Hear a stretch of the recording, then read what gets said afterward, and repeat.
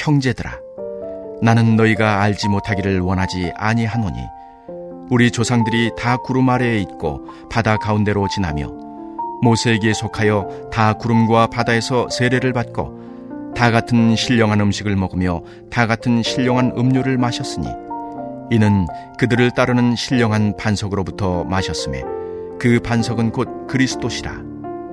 그러나 그들의 다수를 하나님이 기뻐하지 아니하셨으므로 그들이 광야에서 멸망을 받았느니라. 이러한 일은 우리의 본보기가 되어 우리로 하여금 그들이 악을 즐겨한 것 같이 즐겨하는 자가 되지 않게 하려 함이니. 아멘.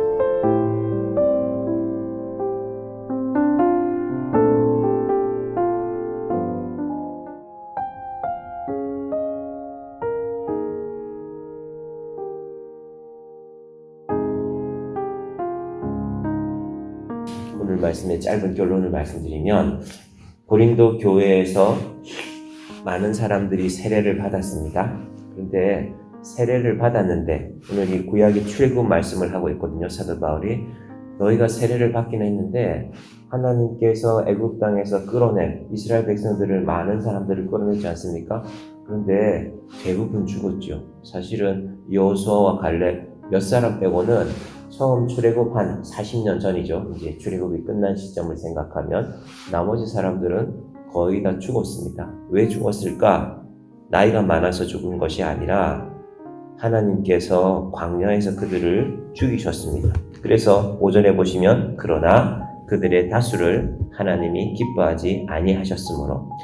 그러면 너희도 고린도 교회 교인 중 너희들도 세례를 받은 사람들인데 너희의 삶을 보니까 도대체 하나님이 너희를 구원하셨는지 내가 믿을 수가 없구나라는, 이게 그래서 사실은 신학교에서는 아주 심각한 본문 중에 하나입니다. 성도의 견인, 혹은 가톨릭에서는 견진성사라는 성사가 있거든요. 근견자 아닙니까? 우리 견인차 하지 않습니까? 성도의 견인이란 무엇일까? 보통 사람들이 이렇게 생각합니다. 한번 예수 믿으면 내가 어떻게 살아도, 좀 격한 말로 내가 망나니처럼 살아도 예수 믿은 건 변치 않는다.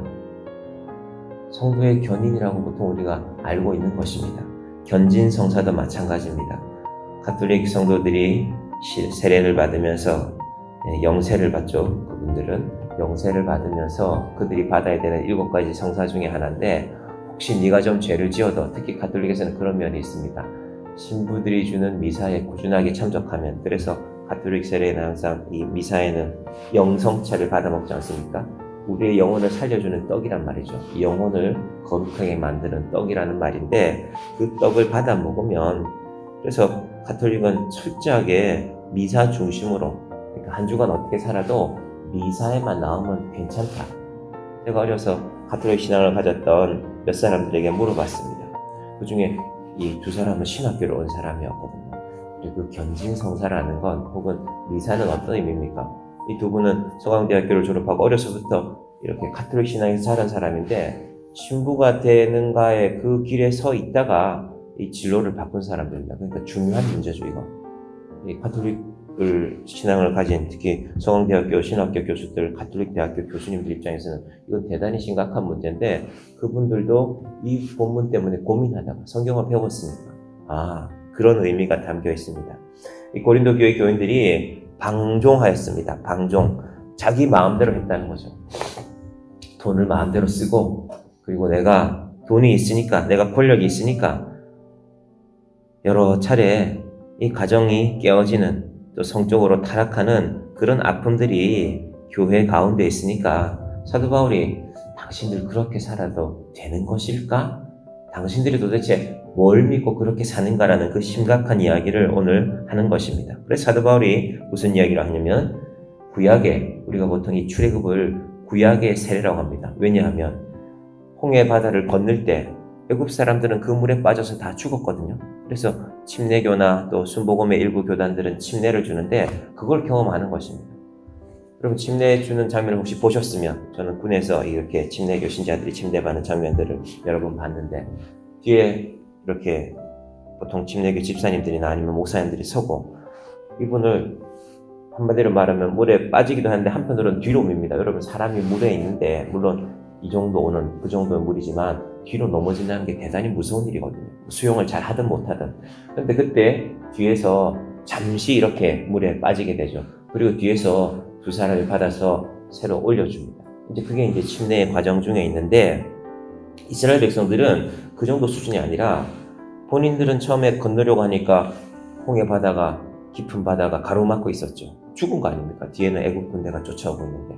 그런데 그 길이 열리고 본인들은 건넜고 애국 군대는 그 물에 빠져 죽는 걸 봤거든요. 그럼 그 자리에 있었던 사람들은 어떻게 생각했을까요? 아, 나도 죽을 뻔했는데, 나도 죽는 것이었는데 하나님이 살리셨구나. 이게 진정한 세례의 의미다라는 것입니다. 그런데 그렇게 살아난 이스라엘 사람들이 오늘 본문에 보면 어떻게 했을까? 자, 2절에 보시면 모세에게 속하여 다 구름과 바다에서 세례를 받고 다 같은 신령한 음식을 먹으며, 이 신령한 음식은 광야에서 그들이 먹었던 이 만나를 신령한 음식이라고 보는 것입니다. 만나가 떡 아닙니까? 세례도 떡을 받는 것 아닙니까? 지금 우리는 이제 이렇게 많은 분들이 세례 받는 것을 감안해서 이 만든 이 자그마한 떡 모양의 그것을 먹고 있는데, 신령하다는 것은 똑같습니다. 그래서 떡 한가운데 십자가가 새겨져 있죠. 신령한 것을 먹으며 하나님이 주신 것이니까. 본래 광야는 먹을 것이 아무것도 없는 것이거든요. 근데 하나님이 주신 것을 먹으면서 살았으니까. 오늘 우리는 사실은 배고파서 먹는 것은 아니죠. 우리 집에 가면은 음식이 있죠. 근데 교회에서 먹는 것은 그 신령함의 의미가 담겨 있습니다. 또 다 같은 4절에 신령한 음료를 마셨으니 이는 그들을 따르는 신령한 반석으로부터 마셨음에 그 반석은 곧 그리스도시니라. 광야에는 물이 없는 곳인데 반석에서 난 물을 마시지 않았습니까? 하나님이 주신 물이니까 신령한 물이라는 것입니다. 이런 것들을 우리는 오늘날 성찬식에 사용되는 떡, 성찬식에 사용되는 음료, 포도주의 이 의미들을 담고 있습니다. 자, 그런데 문제는 5절 말씀입니다. 같이 볼까요? 그러나 그들의 다수를 하나님이 기뻐하지 아니하셨으므로 그들이 광야에서 멸망을 받았느니라. 그래서 이건 사실은 새벽 시간에 이렇게 다루기는 중요한 주제이기 때문에 주일이나 제가 다른 설교에 다뤄야 되는데, 성도의 견인이라는 것이 내가 한번 예수 믿었으니까, 또 어떤 분들은 내가 모태신앙이니까, 내가 엄마 뱃속에서부터 예수를 믿은 사람이니까 내가 좀 죄를 지어도 하나님은 용서하셔. 맞는 말이죠.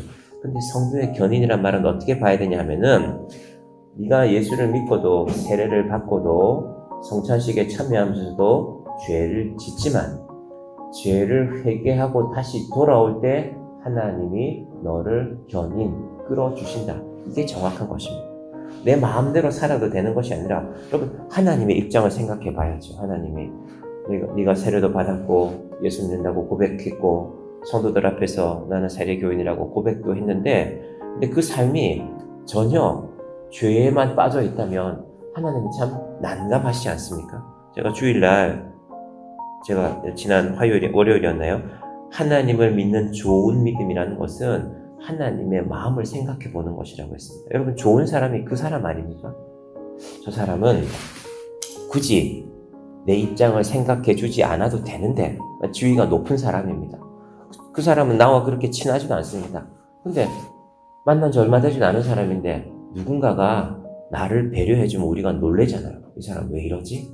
하나님이 그렇게 하시는 분인데, 이 사람 나를 배려해주니까 내가 좀 마음대로 해야 되겠네? 그런 것을 성도의 견인으로, 혹은 가톨릭에서는 그런 것을 견진이라는 의미로 이해해서는 안 된다는 것입니다. 너희가 죽을 뻔한 인생이었는데, 죽은 인생이었는데, 그럼 그래서 이제 고린도전서 15장이 나오는데, 나는 날마다 죽노라. 이 사도 바울이 왜 이런 고백을 하는지를 우리가 이 10장부터 잘 살펴봐야 됩니다. 사도 바울이 왜 날마다 죽습니까? 안 죽어도 되는 사람인데. 이 날마다 죽는다는 것은 내가 예전에 가졌던 내 생각, 내 습관, 내 믿음의 이런 것들을 다 죽이겠다는 것입니다. 내가 율법 많이 아는데, 내가 거룩한 가말리엘 문화에서 배운 사람인데 그건 믿고 살지 않겠다는 것입니다. 그래서 본복이라는 말이 나옵니다. 6절 이러한 일은 우리의 본보기가 되어 우리로 하여금 그들이 악을 즐겨한 것 같이 즐겨하는 자가 되지 않게 하려 함이니 너희 그거 고기 먹는 거 뭐 갖고 그러냐? 너희 결혼 문제 갖고 결혼해야 되냐? 안 해도 되냐? 이 문제보다 훨씬 중요한 문제가 너희의 구원의 문제가 아니냐? 이러한 이런이라는 말은 지금까지 고린도 교인들이 지었던 하나님 앞에 죄가 되는 모든 것을 포함하는 것입니다. 너희가 도대체 구원을 받은 자로서 왜 그렇게 살고 있느냐라는 심각한 질문을 하는 것입니다. 여러분, 그래서 성도의 견인이라는 말을 들을 때, 이거 장로교에서 대단히 중요한 신학입니다. 성도의 견인이라는 말을 들을 때 내가 뭘 해도 하나님이 나를 구원으로 계속 끌고 가신다, 그 문제가 아니라 하나님의 성품을 생각하면서 내가 죄를 짓지만, 내가 세례 받은 사람이지만 내가 이런 하나님 앞에 잘못이 있구나 진실로 회개할 때, 여러분, 그래서 제가 주일날 사도신경을 할 때마다 제 마음속에는 고민이 있습니다. 이 우리 회개와 사죄의 시간마다 이렇게 주일날 와서 한번 이 기도하면 내 죄가 다 사함 받는 것이구나. 나머지 삶이 따라가야죠. 하나님, 내가 주일날 회개와 사죄의 고백을 드리지만 하나님의 용서하심을 믿지만 하나님의 용서하심이 있기에, 부모님들도 심지어 자녀들에게 그렇지 않습니까? 우리 아들이 우리 딸이 날마다 뭔가를 잘못하는데 날마다 잘하겠다 그래요. 근데 날마다 잘 못해요. 그럼 마음이 참 아프지 않습니까? 우리가 하나님 앞에 설 때 왜 우리가 하나님을 아버지라고 부르는가? 우리 자녀들이, 우리가 아버지 되고 어머니 된 사람들인데 우리 자녀들이 과연 우리 앞에서 어떤 모습으로 살아가는가를 생각해 보면 오늘 이 본문의 말씀을 온전히 깨닫게 되는 것입니다. 참된 구원은 내 마음대로 살아도 하나님께서 나는 끝까지 구원해 가실 거야, 이거 하나님 앞에 우리가 얼마나 참담한 이야기입니까? 그것이 아니라, 하나님, 제가 세례받은 사람이지만 제가 성찬에 참여하는 사람인데 때때로 죄를 짓습니다. 출애굽한 백성들 가운데 다수가 하나님이 출애굽할 때 그 사람들 다 죽이시겠다고 끌어낸 거 아니지 않습니까? 구원하시겠다고 끌어낸 건 아닙니까?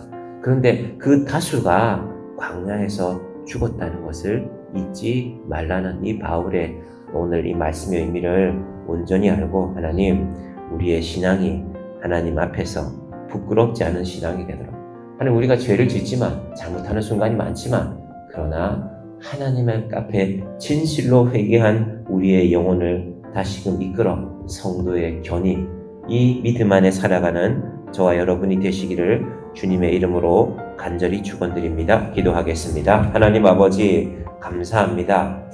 오늘날 한국의 교회들이, 기독교가 하나님 앞에 심히 부끄러운 것은 우리가 한번 믿었으면 세상에서 아무리 큰 잘못을 해도 하나님이 용서하시고 내 구원은 아무런 문제가 없을 것이다 라는 그런 잘못된 신앙 가운데 있는 것이 아닙니까? 오늘 사도 바울이 출애굽의 말씀을 통하여서 출애굽한 많은 사람들이, 그들의 다수를 하나님이 기뻐하지 아니하셨으므로 그들이 광야에서 멸망받았느니라. 이 말씀을 우리가 마음 깊이 잘 새기게 하여 주시옵소서. 하나님은 우리의 잘못을 아시지만, 하나님 우리를 용서하시지만, 그리고 하나님은 다시금 우리를 구원의 자리로 이끄시는 분이지만, 그러나 우리의 마음이 하나님 앞에 내가 구원 받았으니 내 마음대로 살겠다는 어리석은 믿음으로 살지 않게 하여 주시옵소서. 우리 성도님들이 내일 강화도로 떠납니다. 믿음의 이야기들이 등장합니다. 한 사람이 믿음으로 온 강화도가 변화되게 되었습니다. 자기가 아끼던 재물을, 성경을 읽고 나서 종순이라는 분은 1만 달란트라는 말씀을 읽고 나서 그 당시 강화도 사람들은 돈을 빌려주면 이자를 1년에 50%씩 받았습니다. 그런데 한번 빚을 진 사람들은 그 빚에서 헤어날 길이 없었는데 그가 마을 사람들을 다 불러놓고 내가 당신들의 빚을 탕감하겠습니다. 그 이유는 성경에 이런 말씀이 있기 때문입니다. 그 이후로 온 강화도 사람들이 기독교를 새롭게 보기 시작하였습니다. 하나님 아버지, 우리가 정말로 예수 믿는 사람으로, 정말로 하나님 앞에 구원받은 자로, 세례받은 자로 성만찬에 참여하는 삶으로 살아가게 하여 주시옵소서. 예수님의 이름으로 기도드립니다. 아멘.